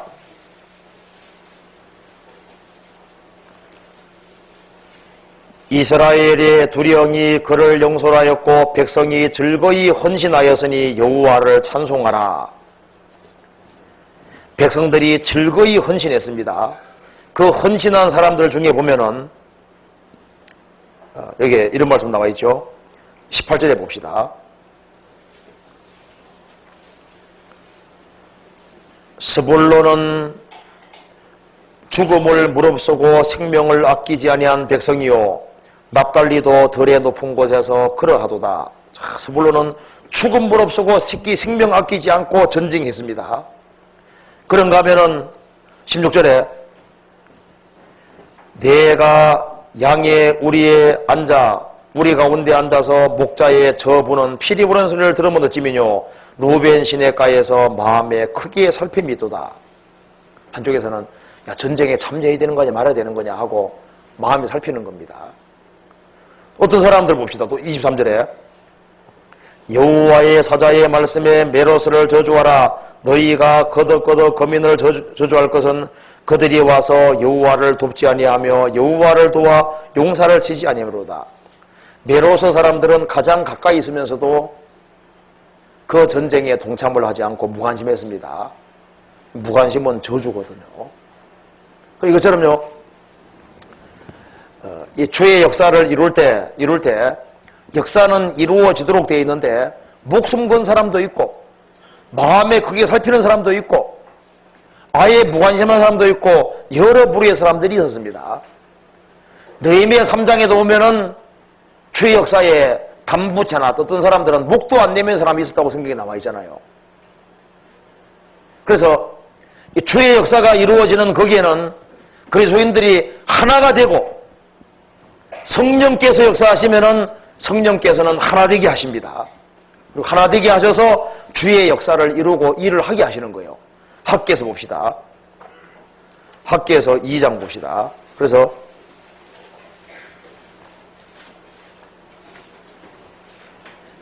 2장 4절에 보시겠습니다. 같이 읽어봅시다. 그러나 나 여호와가 이르노라 스룹바벨아 스스로 굳세게 할지어다. 여호사닥의 아들 대장 여호수아야 스스로 굳세게 할지어다. 나 여호와의 말인지라 이 땅 모든 백성아 스스로 굳세게 하여 일할지어다. 내가 너희와 함께하노라 만군의 여호와의 말이니라. 그래서 주의 성령께서 흥분시키시고 성령께서 역사하시니까 자기 반성이 생기고 위치에 대한 자각이 생기고 하나님 중심으로 바뀌고 그 사람들끼리 하나가 되고 하나가 돼서 아주 용기를 가지고 힘을 가지고 스스로 굳세게 하면서 모든 반대 무릅쓰고 일을 한 겁니다. 그때 하나님께서 어떻게 하셨느냐? 그들에게 영육간에 채워주셨습니다. 먼저 학기에서 1장 봅시다. 1장 9절에 봅시다. 너희가 많은 것을 바라서나 도리어 적었고 너희가 그것을 집으로 가져가서나 내가 풀어버렸느니라. 나 만군의 여호와가 말하노라. 이것이 무슨 연고뇨? 내 집은 황무하여서 되 너희는 각각 자기 집에 빨랐음이니라. 그러므로 너희로 인하여 하늘은 이슬을 거쳤고 땅은 산물을 거쳤으며 내가 한재를 불러 이 땅에 산에 곡물에 새포도주에 기름에 땅의 모든 수산에 사람에게 육축에게 손으로 하는 수고하는 모든 일에 임하게 하였느니라. 이렇게 했는데 풀어버렸는데 이제 이스라엘 백성들이 똘똘 뭉쳐서 하나가 되어 주 역사를 이룰 때 하나님이 어떻게 하시는지 봅시다. 학기에서 2장 18절을 보시겠습니다.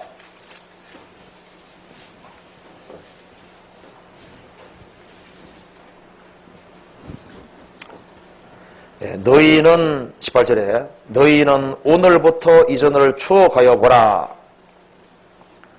9월 24일 곧 여호와의 전지대를 쌓던 날부터 추억하여 보라. 곡식 종자가 오히려 창고에 있느냐? 포도나무, 무화과나무, 석류나무, 감람나무 열매가 맺지 못하였었느니라. 그러나 오늘부터는 내가 너희에게 복을 주리라. 그래서 이 사람들이 뭉쳐서 주의 역사를 참으로 하는 것이 확실했습니다. 정말 진정으로 먼저 그의 나라를 그의를 구했기 때문에 주님께서 그들을 삶을 축복해 주셨습니다. 그리고 마침내 주의 역사가 기어코 이루어져서 주님 역사는 주님 역사로 되고 그 사람들에게 필요한 것은 더 풍족하게 주님 채워주시는 겁니다. 그렇잖아요. 스가랴 4장 보시겠습니다. 4장 7절입니다.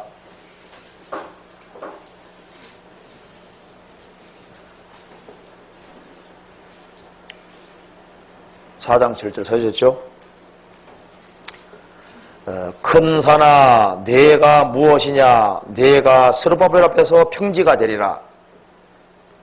그가 머릿돌을 되어 놓을 때 무리가 외치기를 은총이 그의 기술을 찌어다 하리라 하셨고, 여호와의 말씀이 또 내게 임하여 가라사대 스룹바벨의 손이 이전에 지대를 놓았은즉 그 손이 또한 그것을 마치리라 하셨나니 만군의 여호와께서 나를 너희에게 보내신 줄을 너희가 알리라 하셨느니라. 여기서요, 큰 산이 뭡니까? 장애물 가래요. 장애물. 성전 짓는 것은 도무지 불가능하게 보였는데 이스라엘 백성들이 똘똘 뭉쳐 하나가 되고 그렇게 하니까 주님께서 기어코 스룹바벨의 성전 짓게 만들고 역사를 이루어내신 겁니다. 큰 산아 내가 무엇이냐? 내가 스룹바벨 앞에서 평지가 되리라. 그래서 주의 역사가 이루어지는 겁니다. 산을 옮기는 일이 벌어지는 거예요. 역사가 이루어지는 겁니다. 그러면 왜 이런 역사를 이루어야 될까요? 주의 영광이 약속되어 있기 때문입니다. 한 장 앞에 봅시다. 스가랴 3장 6절입니다.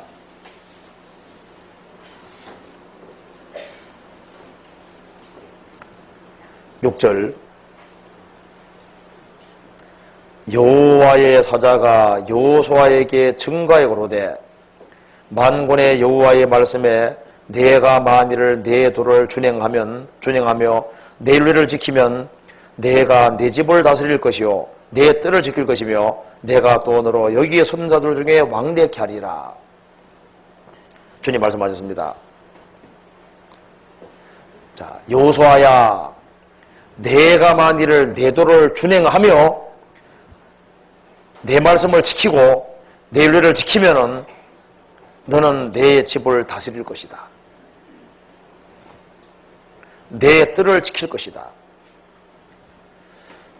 자, 이 하나님의 집이 교회입니다. 신약시대로 말하면은.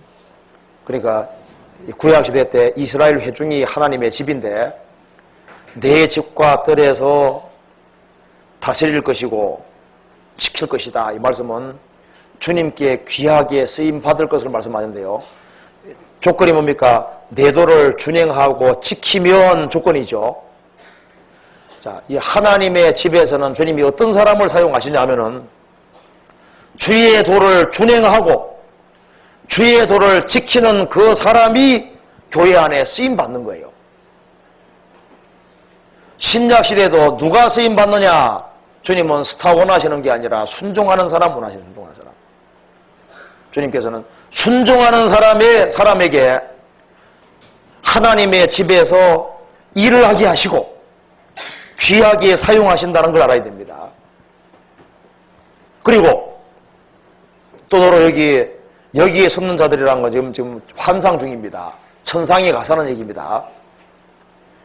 스가랴는 스가랴에서 보면은 여호수아가 천상에 올라가서 환상 중에 보여주신 거예요. 너가 내 도를 준행하면은 하나님의 집 이 교회에서도 이스라엘 회중에서도 너는 귀하게 쓰임 받을 것이고 나중에 죽음 권도가 저 위에 왔을 때 여기에 있는 영광의 무리 중에 왕되게 할 것이다. 약속이거든요. 신약 시대도 주님께서 누구 통해 일하시느냐? 주의 도를 준행하고 지키는 사람에게 교회 안에서도 귀하게 쓰시고 그리고 나중에 저 위에서도 영광을 받게 하는 겁니다.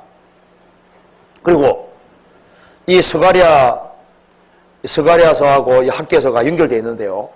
이 당시의 사람들의 이름이 가장 빛나는 거예요. 이들은 실제로 주의 역사를 주의 능력으로 이루었기 때문에 이름이 빛나는 겁니다. 학개서 2장 봅시다. 2장 23절 봅시다.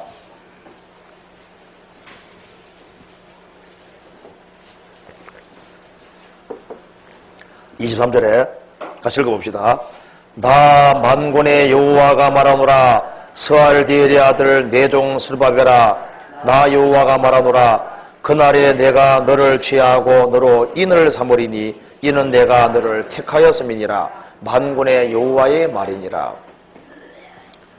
여기에 인을 삼는다는 것은 뭡니까? 인이 도장입니다. 도장. 내가 너로 도장 삼으리라. 그 말은 학계 당시에 이게 스룹바벨에게만 하는 말이 아니라 스룹바벨 당시에 같이 역사에 참여했던 그 사람들을 주님이 가장 소중하게 여길 것을 말씀하는 겁니다. 내가 너를 나의 인장반지로 삼을 것이다. 가장 소중한 존재로 보석으로 삼을 거다, 그런 뜻입니다. 내가 너로 나의 인을 삼을 것이다. 아주 보물로 삼을 것을 말씀하는 겁니다. 주님께서 아주 특별히 귀하게 여길 것을 말씀하는 거예요.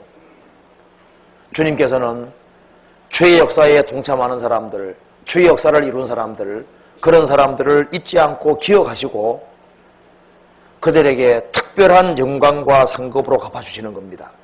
그래서 출애굽의 역사를 이룬 사람들에게 성막 짓게 하셨잖아요. 다윗 당시에 통일 왕국 이루는데 동참했던 사람들을 통해서 솔로몬 성전 지었습니다. 그리고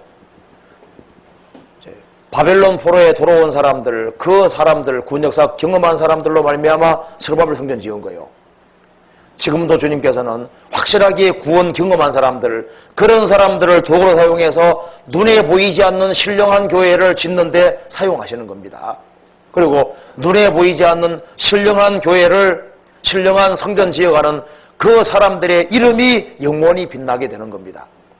내가 너로 인을 삼을 것이다. 여호와의 특별한 소유가 될 것을 말씀하시는 겁니다. 그래서 여기에 이 교회를 통해서도 주님께서 더 많은 사람들을 구원하기 위해서 교회당도 건축하고 이런 기회를 주신 것에 대해서 하나님께 진심으로 감사합니다. 그리고 그걸 통해서 얼마나 많은 사람들이 구원받겠어요.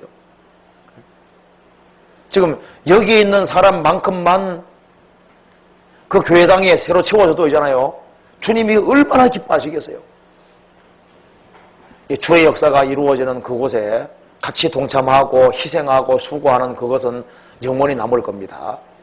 예레미야 7장에 말씀하시기를 여호와를 버린 사람 이름은 흙에 기록될 것이다. 흙에 기록되면 금방 지워지는 거예요. 세상이 기껏 주는 것은 비석 하나 세워주고 이름 하나 세워주는데 그것도 다 없어지는 거예요. 그런데 주 안에 생한 수고들, 그런 것은 잊어지지 않을 겁니다. 영원히 금강석 철필보다 더 아주 강한 것으로서 영원히 기록되는데 하늘에 잊혀지지 않게 기록될 겁니다. 그건 영원한 축복으로 남을 겁니다. 같이 기도하시겠습니다.